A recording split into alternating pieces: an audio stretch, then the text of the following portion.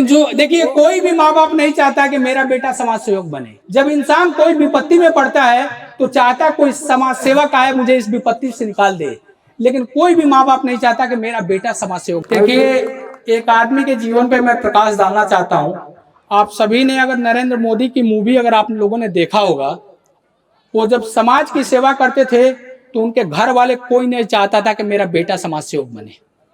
अगर आप नहीं है तो कहानी जाके देखिएगा। कोई भी माँ बाप नहीं चाहता है कि बेटा अगर है करे तो मेरे लिए करे, वो समाज के लिए मत करे। कोई भी माँ बाप नहीं चाहता कि मेरा बेटा समाज सेवक बने।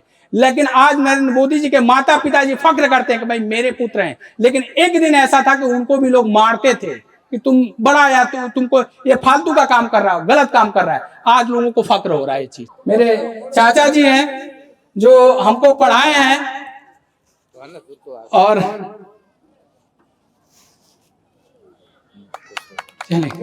चलिए ये शर्मा जी हैं हमारे। जब मैं पहली बार नौकरी कर रहा था वहां पे हमें मिले थे, आज भी संबंध है। आदर्श जी हमारे सोसाइटी के वरिष्ठ मेंबर हैं। सुजीत मिश्रा जी सोसाइटी के वरिष्ठ मेंबर हैं, और हमारे सुजीत दुबे जी सोसाइटी के वरिष्ठ मेंबर हैं, और ये हमारे रंजीत जी 122 के वरिष्ठ मेंबर हैं। हमारे फूफा जी हैं, एक और हमारे फूफा जी आइए सामने से। ये हमारे श्रमिक कुंज 122 के वरिष्ठ सदस्य हैं। ये हमारे चाचा जी हैं गांव से। सर आइए, इधर आइए, इधर आइए। ये हमारे संघर्षों के दिनों के साथी हैं। जब हम पहली बार नौकरी ज्वाइन किए थे तो वहां इनसे मुलाकात हो गई और आज तक दोस्ती चल रही है। जेपी मिश्रा जी भी हैं, वो अभी नहीं है। आप बहादुर जी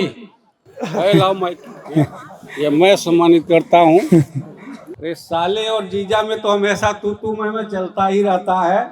और लगभग ये हमारे शर्मा जी हैं जो कि सबको एकजुट करके रखे हुए हैं, सबको एक सहारा दिए, सबको घर दिए और सबके साथ के अकॉर्डिंग ये चलते हैं। आज भी सबके साथ है और आगे भी रहेंगे। बिल्कुल बिल्कुल। Good morning everyone. My name is Nandita Sharma. I study in class 6C. मैं आपके सामने एक शायरी लेके प्रस्तुत हुई हूँ।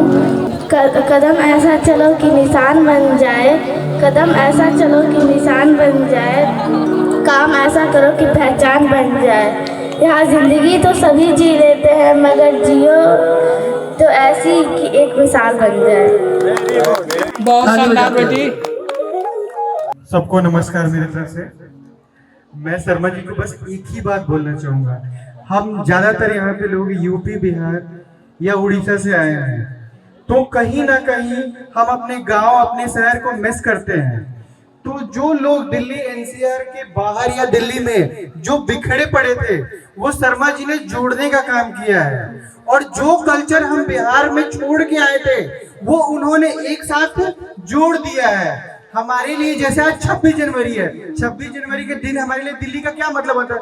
छुट्टी और रिलैक्स मारना। बट यहाँ पे आने के बाद हमें एक्चुअल पता चला कि 26 जनवरी होता क्या है। पता तो पहले भी था, बट ऐसा होता था कि हमारे लिए 26 जनवरी का मतलब सिर्फ छुट्टी और चिल मारना या शाम को कहीं घूमने निकल जाना, ताने बजा के। बट यहाँ आने के बाद ये कल्चर और ये सोसाइटी से जुड़ने के लोगों से एक दूसरे से इंटरेक्ट करने का मौका मिला, तो ये बहुत बड़ी चीज है। नहीं तो घरों में तो टीवी सब देख लेते हैं या शाम को मूवी देखने भी चले जाते हैं, बट लोगों के बीच में रह के ताली बजाना और बजवाना ये एक बहुत बड़ी बात है। ये सबसे बड़ी अचीवमेंट है हम लोगों के लिए भी, और जो कि शर्मा जी के थ्रू हमें मिला है। नहीं तो घर तो हम कहीं भी ले सकते थे, घर तो हम कहीं भी बना सकते थे, बट जो चीज हम पीछे छोड़ के आ चुके थे, आज वो हमारे साथ है और हम उसके साथ साथ चल रहे हैं। तो हम ये नहीं कह सकते कि हम अपन गांव के मिस करत नहीं, तो हम मिस नहीं करत, हमारे ही हमारे गांव बन गई बा। तो यही चलते, यही से शुक्रिया। सर हमारे बीच में उपस्थित हैं। हम एक बार सर आप आए, हमारा भाग्य है।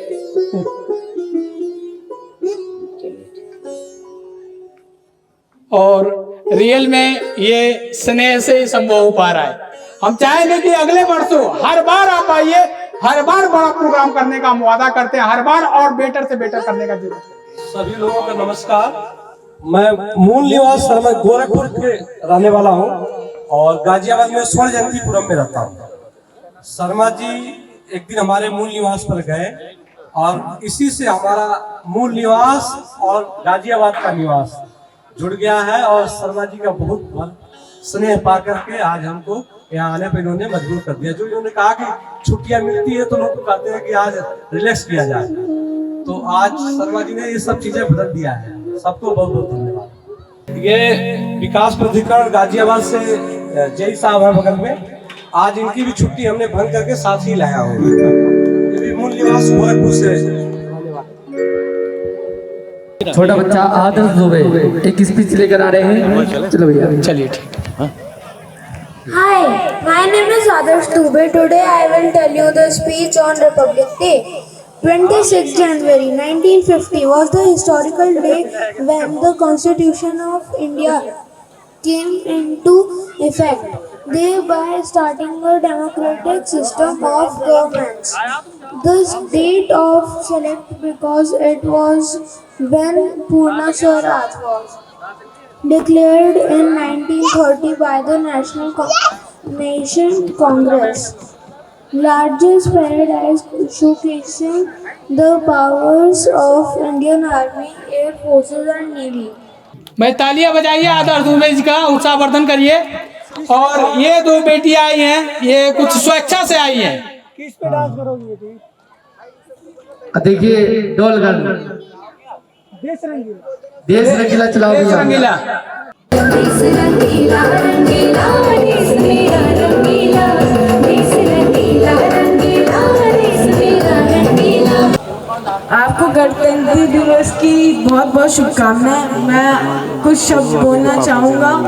असफलता एक चुनौती है जिसे स्वीकार करो, क्या कमी रह गई देखो और सुधार करो। जब तक न सफल हो नींद चैन को त्यागो तुम, संघर्ष का मैदान छोड़ के मत भागो तुम। कुछ किए बिना ही जय जयकार नहीं होती, कोशिश करने वालों की कभी हार नहीं होती। भाई जोरदार तालियों से स्वागत करें। भाई ये मेरे लाइफ का इंस्पायरिंग, मैं जब भी असफल होता हूँ तो मैं हमेशा ये देखता हूँ, कहते ना इस पंक्ति को याद करता हूँ। इस पंक्ति का ये हरिवंश राय बच्चन जी की लिखी हुई कविता, काफी लंबी कविता है, लेकिन इसका कुछ अंश है कि असफलता एक चुनौती है, इसे स्वीकार करो, देखो क्या कमी रह गई है, इसमें आप सुधार करो। जब तक सफल ना हो आप नींद चैन को त्यागो तुम, संघर्ष का मैदान छोड़ के मत भागो तुम। कुछ किए बिना ही जय जयकार नहीं होती, कोशिश करने वालों की कभी हार नहीं होती। एक कहानी मैं बताना चाहूंगा इस समय। जब नोएडा में मैं आया था 2007 में, 6 में आया था लास्ट में, तो मुझे एक बात बोला गया था कि नोएडा दिल्ली पहले जैसा नहीं रह गया है, नोएडा दिल्ली पहले जैसा नहीं रह गया है। और मैं ये बताना चाहता हूं कि हर आदमी बोलता था जो कि नोएडा दिल्ली पहले जैसे नहीं रह गया है। अब मैं कह रहा हूं कि मैं चला जाऊंगा, मेरा बच्चा भी होगा तो लोग उसको बोलेंगे कि नोएडा दिल्ली पहले जैसे नहीं रह गया है। उसका भी बच्चा आएगा तो उसको भी लोग बोलेंगे कि नोएडा दिल्ली पहले जैसा नहीं रह गया। देखिए रोड बढ़ेंगे, परिवर्तन होगा, वो होगा, लेकिन ऐसा कौन व्यक्ति बोलता है जो असफल व्यक्ति होता है। इस पे मैं बोलना चाहता हूं, किसी भी मनुष्य को ना तो कभी कोई परिस्थिति अनुकूल मिली है, ना मिलेगी, ना मिलने वाली है। परिस्थितियों को अपने अनुकूल बनाना पड़ता है, अपने पुरुषार्थ से बनाना पड़ता है। ये ऐसे लोग बोलते हैं कि जो पुरुषार्थ अच्छे से नहीं कर पाते, आज भी ऐसे लोग हैं कि जिनके पास काम की कमी नहीं है, और ऐसे भी लोग हैं जिनके पास काम के लिए वो कहते हैं ना माछी मार रहे हैं, उनके पास काम नहीं है, क्योंकि वो अपने कर्मों में मिलावट करते हैं, इसलिए उनके लिए कभी भी परिस्थिति अनुकूल नहीं मिलेगी।